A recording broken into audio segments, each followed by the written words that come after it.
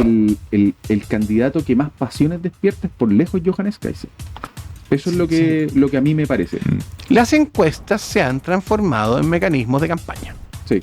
Entonces, al final del día, CADEM, con el respeto que nos merece, digamos, nuestro amigo CADEM, termina el domingo en la noche transformándose en una especie de oráculo, porque han terminado transformándolo en un mecanismo de campaña.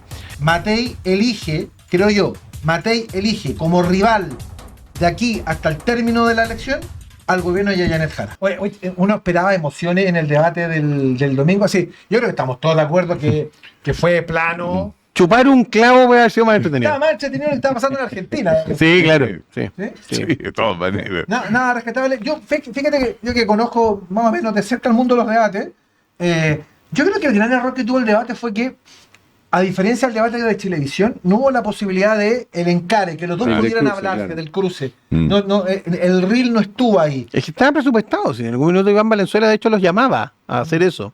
Pero era una herramienta que nadie quería usar porque al final están todos un poco con la calculadora, digamos, de tratar de no cometer errores. Pero yo creo que fue un error. Yo creo que tú puedes, mira, que le pregunta acá y para esto tienen 2 minutos para hablarse mutuamente. Listo. Un formato donde tienes a 8 o 9 personas hablando durante 2 horas. Fueron 3 horas.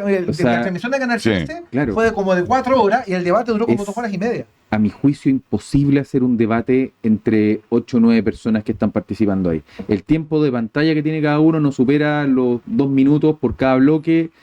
¿Fueron cuánto? 4 bloques, o sea, 10 minutos, escuchar a 10 minutos cada uno, redundar en lo mismo, discutir con el periodista. Es una cuestión, para mí por lo menos, tremendamente aburrida. Yo lo vi, lo vi porque estas cosas a mí me gustan, lo vivo claro. Pero somos... No pudiste haber vivido apasionadamente.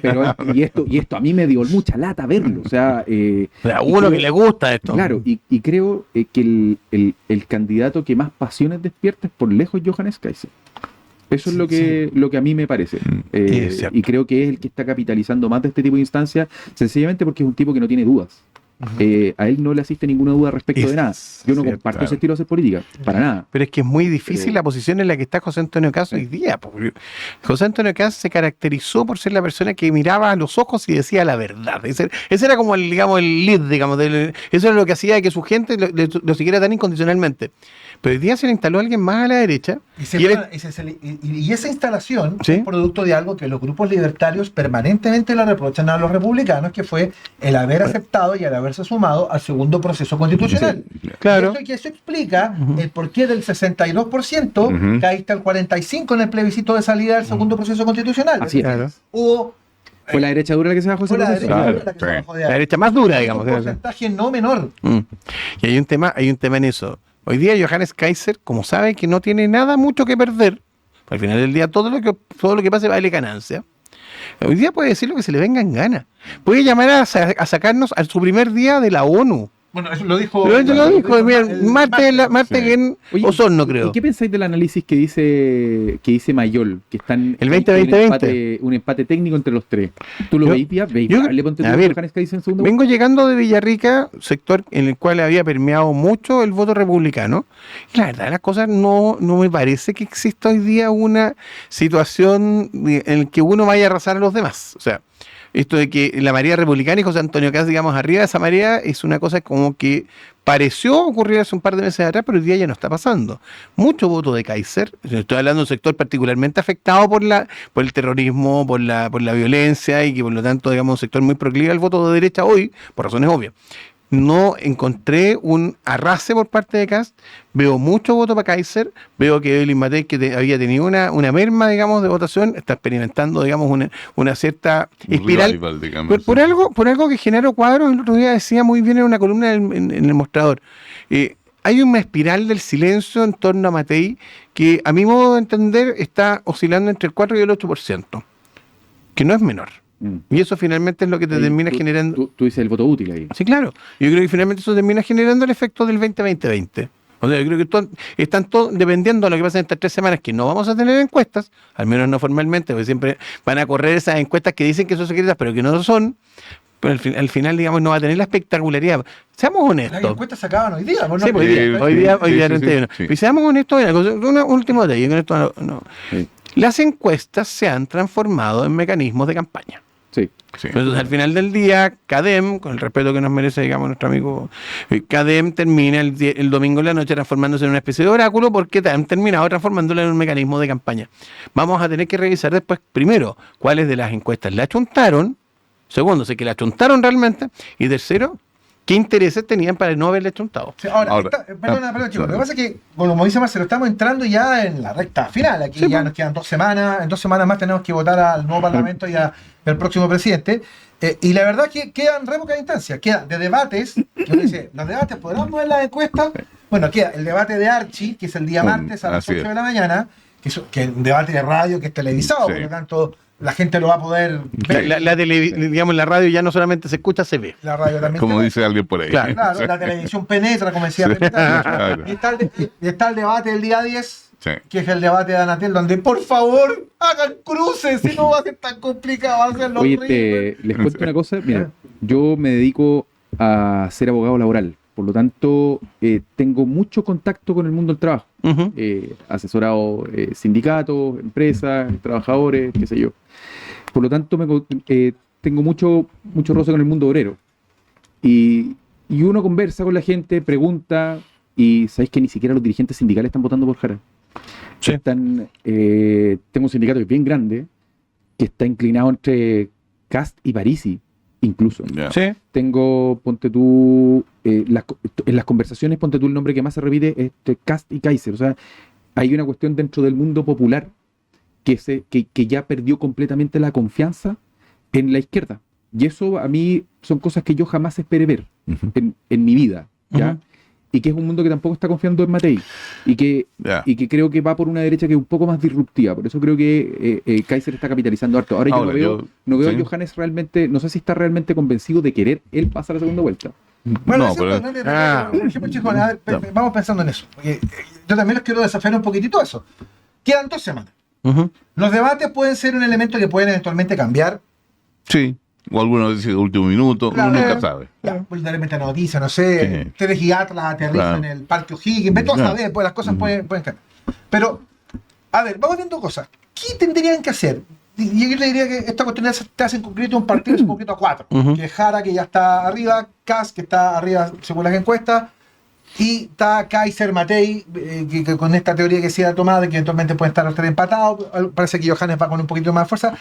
Vamos por parte. Por ejemplo, ¿qué tendría que hacer Johannes Kaiser para irrumpir y para intentar meterse en segunda vuelta? Ponerse más peleador de lo que está. Más peleador de lo que está, porque cuando tú efectivamente estás tan dentro de los 3, estás quizás en el tercer lugar de los 3 que están compitiendo por llegar a la segunda vuelta, toda contradicción te sirve. Toda confrontación te sirve además para mostrarte, aunque tú alguien no pueda estar de acuerdo contigo, pero te visibiliza. Acuérdate, el gran problema que tenía Kaiser antes de su gira nacional era que poca gente lo conocía. ¿Cierto? Después de la gira nacional cambió completamente y subieron sus bonos. ¿Okay? Ahora, yendo a un tema un poco más fino, hablando de cuentas serias, la CEP entrega un dato que para mí es importante. 21% de sus encuestados todavía no han decidido su voto al 17 de octubre. Y 21% del padrón son 3 millones de votos. Claro. Así que cuidado con eso, que yo no me jugaría completamente porque esto está definido. Por lo que está resuelto. O sea, tú dices que ahí se tiene que ponerse más peleado, más frontal, más de lo que ya es. ¿Sí? Y con más visibilidad incluso. Sí. Y fíjate por qué. Diego Paulsen, el martes creo que fue, salga una declaración en que cambia el tono en el caso de la candidatura de Matei, e inmediatamente visibiliza aún más a la candidata, aunque la salieron todos a responder por lo de los atorrantes. Claro, correcto. Desde el ministro de Interior en adelante. Sí, claro. Por lo tanto, eso la candidata inmediatamente sale a respaldar a Diego, puede que lo haya criticado desde el punto de vista formal, pero en términos políticos está completamente de acuerdo. Lo de los atorrantes fue una cuestión circunstancial. Yo creo que es absolutamente pensado. Es decir, absolutamente. No hay ninguna. Estamos en la quemada, estamos a 15 días. Hay que irrumpir. El sprint. Y el sprint es sacar, básicamente, y yo creo que es muy interesante, porque saca el pizarrón al gobierno. Sí. Es decir, Matei elige como rival de aquí hasta el término de la elección al gobierno de Yayanet Jara. Claro. Lo cual me parece que está bien desde el punto de vista de su en el fondo, esta reyerta con Kast, Sí. me parece que ya fue.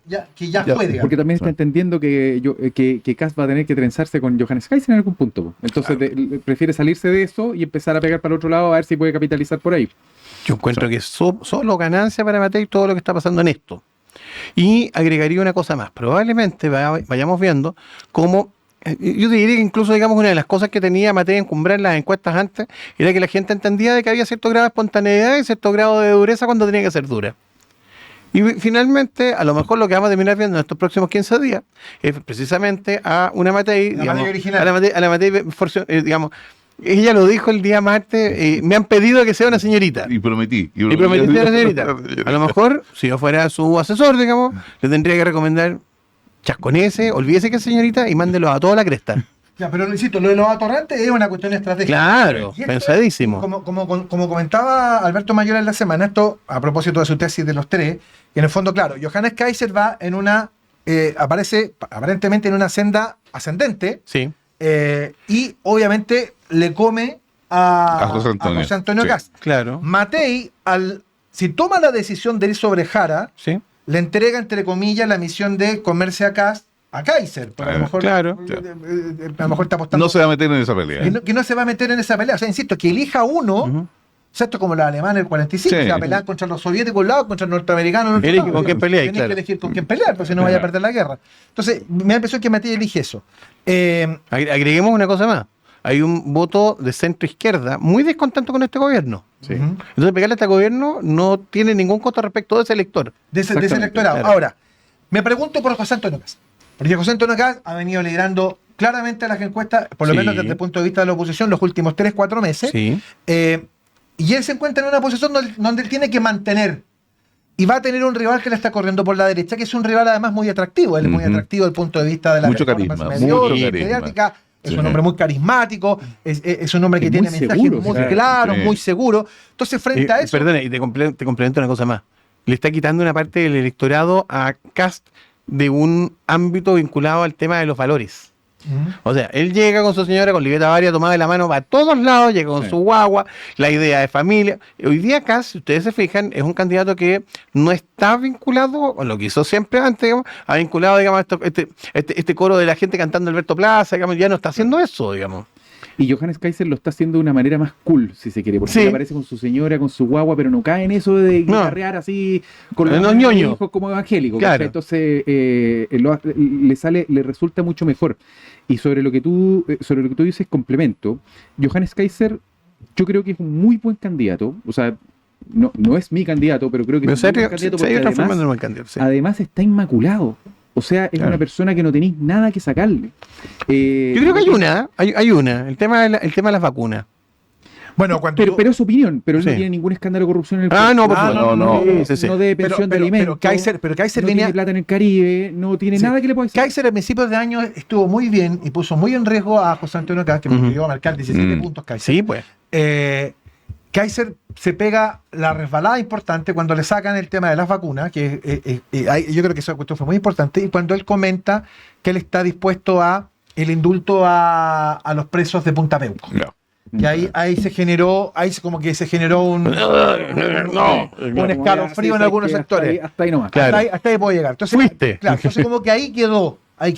Pero quiero volver al tema de José Antonio Kast, que Kast hizo el partido perfecto, superó a Matei, Ujú. lidera las encuestas, está allí y tiene su paso a la segunda ronda, ahí por ahora aparentemente sin mayor riesgo. Ujú. Entonces él es quien, desde el punto de vista de los candidatos de la oposición, está desafiado. Está arriesgando más. Es que no sé si está arriesgando más. ¿Qué tiene que hacer Kast? Porque va a ser desafiado. O sea, tiene que ponerse en la idea de eventualmente ir sobre Matei o cómo se defiende de Kaiser, de ese Kaiser que va a empezar a pegarle por la derecha. José Antonio Kast está que de los tres candidatos de derecha, el que está en la posición más difícil, a mi juicio. ¿ya? Ujú. Primero porque hasta el momento ha tenido éxito manteniéndose en los 4 temas que no son valóricos y que más rendimiento le han dado, pero yo creo que ese caudal ya está agotado, se agotó, no hay donde más pirquinear elementos O positivos. sea, la insistencia en el gobierno de emergencia. En el gobierno de emergencia, la economía, la seguridad y la salud, etcétera, ya dejaron de